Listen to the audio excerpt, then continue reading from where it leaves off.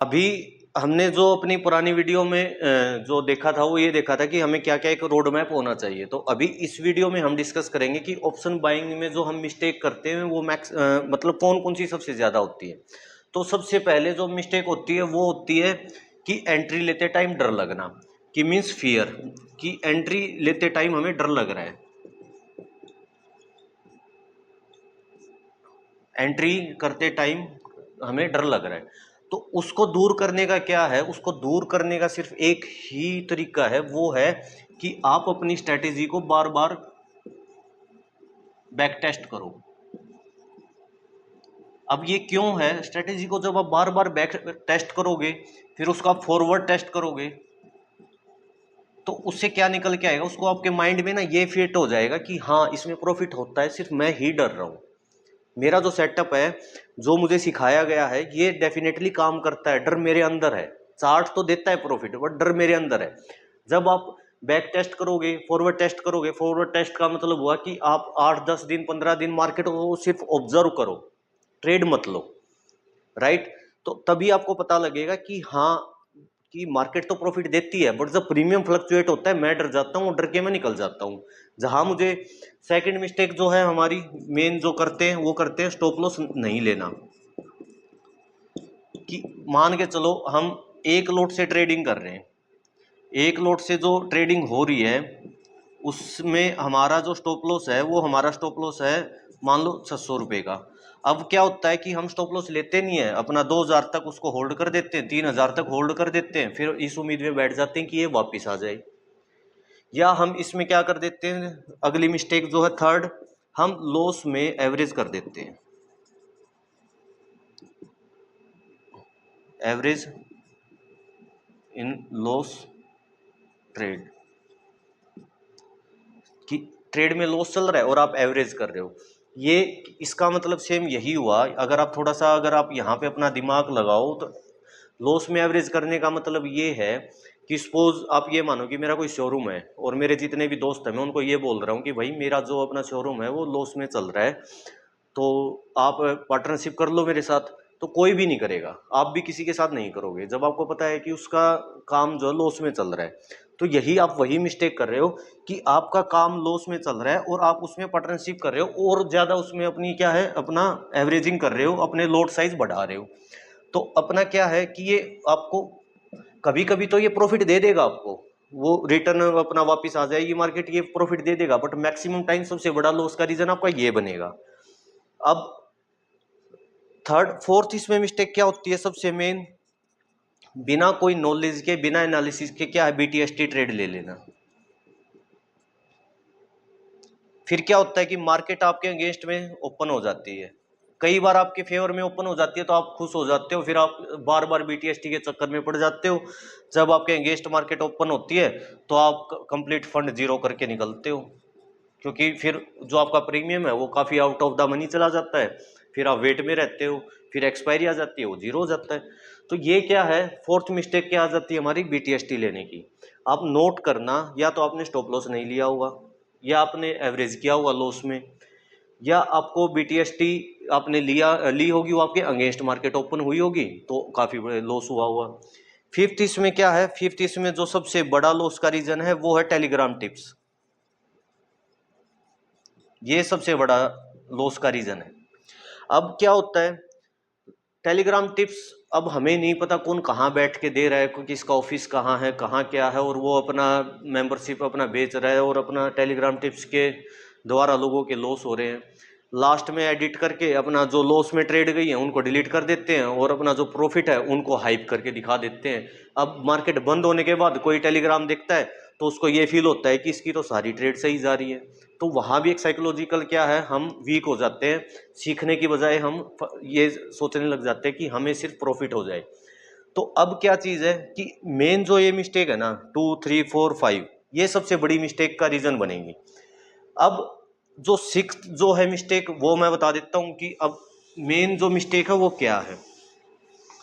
Main mistake ये है, sixth जो सबसे मेन है, आप कहीं भी कोर्स ज्वाइन करते हो वो आपको ट्रेड करके नहीं दिखाते, लाइव मार्केट में नहीं सिखाते।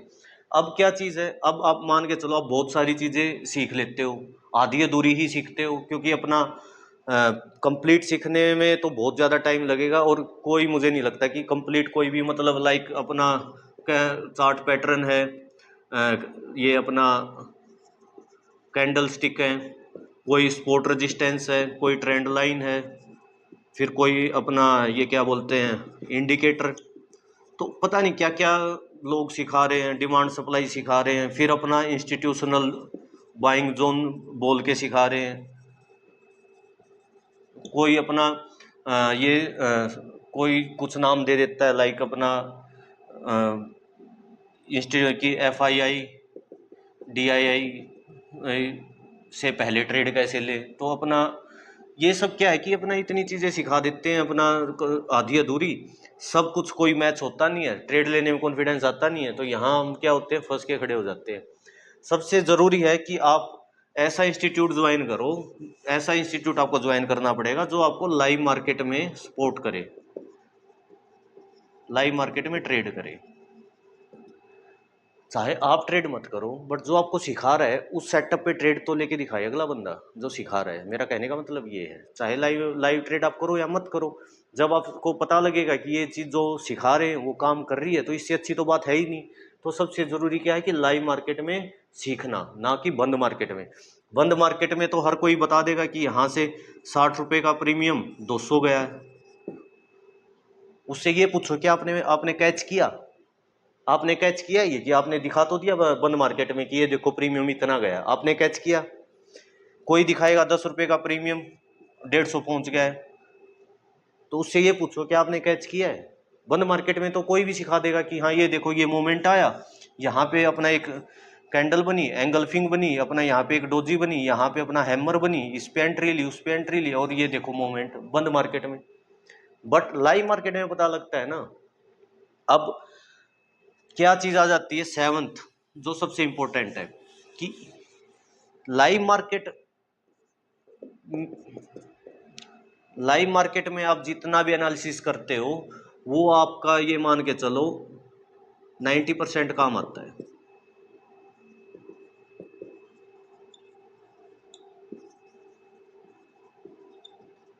लाइव मार्केट में, लाइव मार्केट एनालिसिस की मार्केट कैसे ट्रैप करती है। मैंने एंट्री तो लिया है, बट अपना वो मार्केट तो बढ़ रही है बट प्रीमियम नहीं बढ़ रहे हैं। अब मार्केट मेरा स्टॉप लॉस लेने के बाद वापस ऊपर चली जाती है।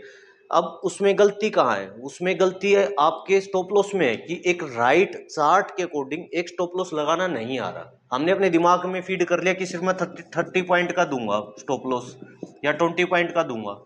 अब चार्ट में जो चार्ट में मार्केट आज है उसकी वॉलिटिलिटी ज्यादा है, तो 20 पॉइंट 30 पॉइंट को तो अपना वो हिट करके वापस तो ऊपर जाएगी।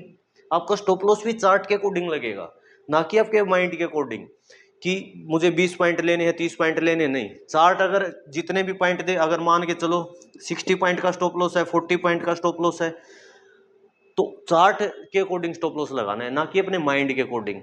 क्योंकि हमारी जो ये मार्केट है वो हमारे माइंड के अकॉर्डिंग नहीं चलती, वो चलती है किसके अकॉर्डिंग? चार्ट के अकॉर्डिंग। 60-40। अब 60-40 क्या है? अब ये मान के चलो कि स्टॉप लॉस निकल गया है। कभी कभी क्या होता है कि 120 पॉइंट का स्टॉप लॉस निकल के आ जाता है,